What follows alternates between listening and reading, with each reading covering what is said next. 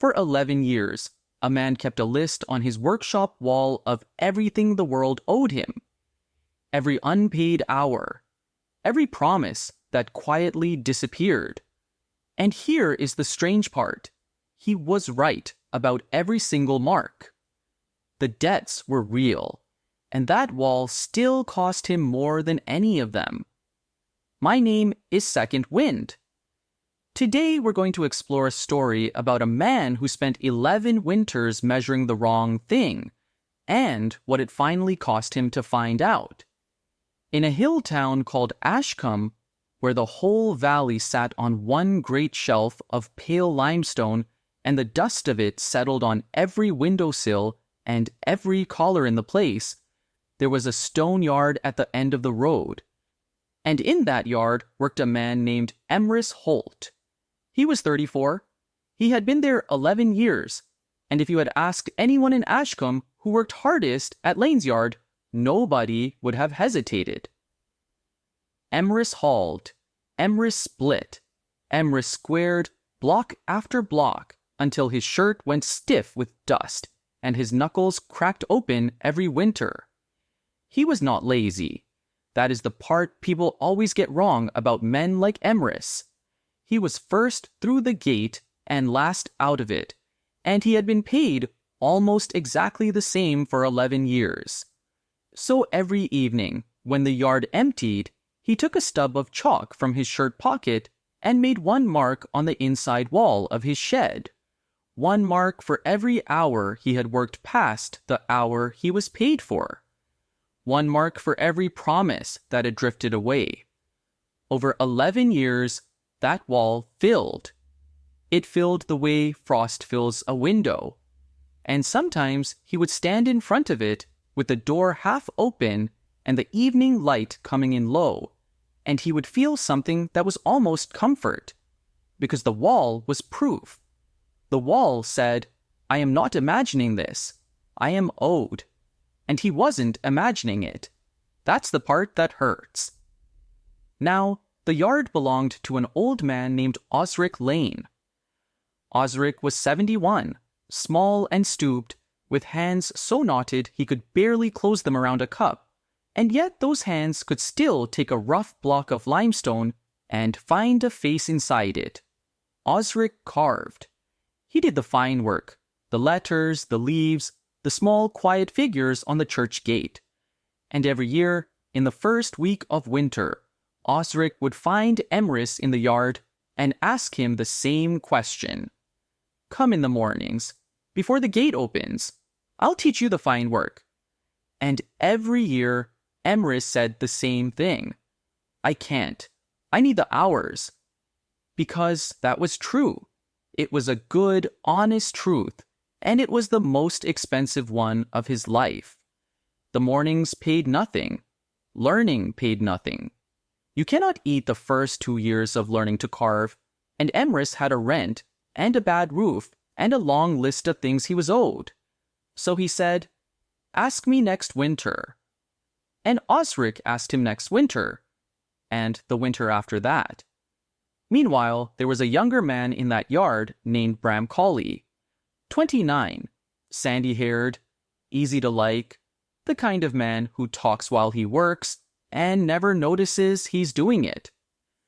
Bram had said yes to Osric at 23, 6 years of cold mornings, and now Bram did the lettering, the memorials, the church work.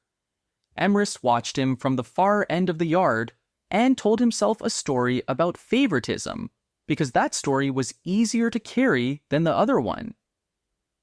One spring, Emrys asked for more money. He rehearsed it for weeks. Osric listened all the way through without interrupting, and then he said gently, "Emrys, I pay for the work. Rough work is worth what rough work is worth. I've been trying to hand you the other kind for 9 years." Emrys heard the first sentence. He did not hear the second. He walked home that night and made 4 marks on the wall instead of 1. It was that autumn he found out what Bram actually earned. He had expected a fortune. It wasn't. It was barely more than his own. and for one strange moment, Emrys felt relief. And then the relief turned over into something much colder, because he understood that Bram wasn't being favored. Bram was being asked for. People came to the yard and said Bram's name. Nobody had ever come to the yard and said his. He put that thought away. He had gotten very good at putting things away. Osric died in February, in the night, in his chair, with the fire still going. The yard closed for a week, and when it opened again, there was a small canvas roll sitting on Emrys's bench with a folded piece of paper on top of it. Inside the roll were Osric's chisels, the fine ones, the handles worn down into the shape of an old man's grip. And underneath them was a piece of limestone about the size of a fist, half carved. You could see what it wanted to be: a wren.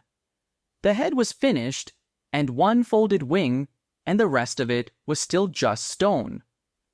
The note said, "I asked 11 times because I kept hoping I'd counted you wrong. The chisels are yours. So is the winter." Emrys sat down on the floor of that yard and did not move for a very long time. 2 weeks later, the church commissions went to Bram. Nobody even thought of Emrys, and that was the worst part of the whole thing. There was no injustice in it. There was nothing to put on the wall. He walked home in the dark and lit the lamp in his shed, and for the first time in 11 years, he actually read that wall. Not the feeling of it, the fact of it. Thousands of marks. Every single one of them true. And not one of them was a thing he could do. He went down to the pump and carried water back up and scrubbed that wall until his arms shook and the chalk came away in pale ribbons and settled in the water like the dust of the yard. And when it was finished, the wall was just a wall again. Blank. And somehow that was far more frightening than the marks had ever been. The next morning, he was at the yard at 5 o'clock, alone, in the cold, with Osric's chisels and a block of scrap. And he was terrible. That's the part nobody ever puts in these stories. He was 34 years old with the hands of a hauler, and the first thing he tried to carve looked like something a dog had been at. He split a good stone. He cut his thumb badly enough to lose 3 days of work, and he could not afford 3 days. Winter ended, and his wages had not moved by a single coin. The second winter came, and he was better, and better was still bad.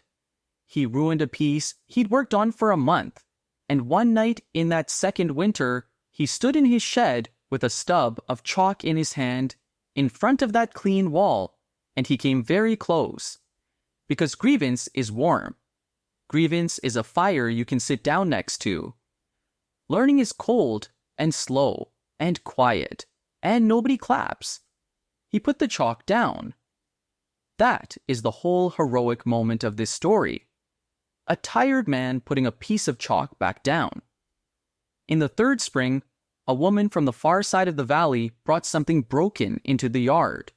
A small carved lamb from a child's grave, snapped clean at the neck 20 years earlier. Bram was away. Emrys said he would try. It took him 11 days. It was not perfect.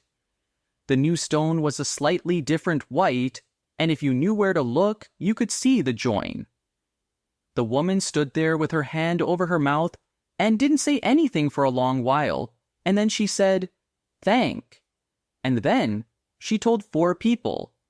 That is how it actually goes. Miracle.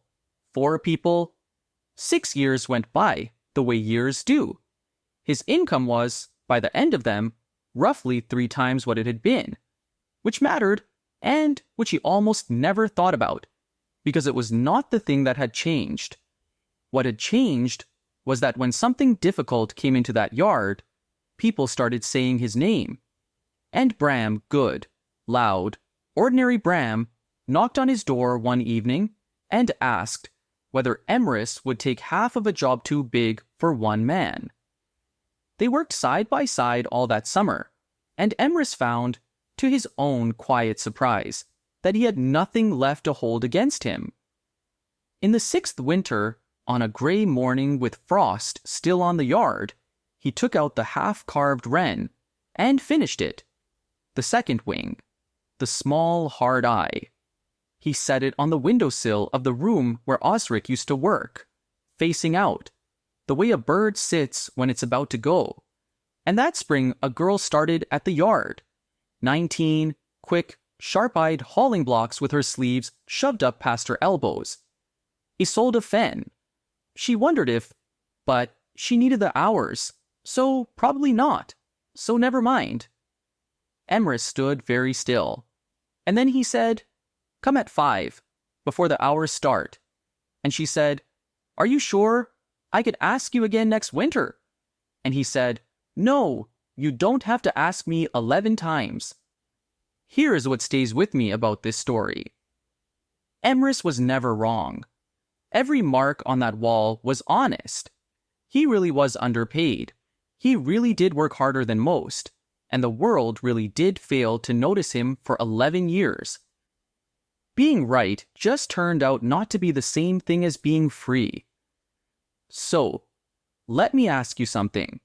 Is there something someone has offered you more than once, a class, a conversation, a door somebody keeps holding open, that you keep meaning to walk through next year when things settle down?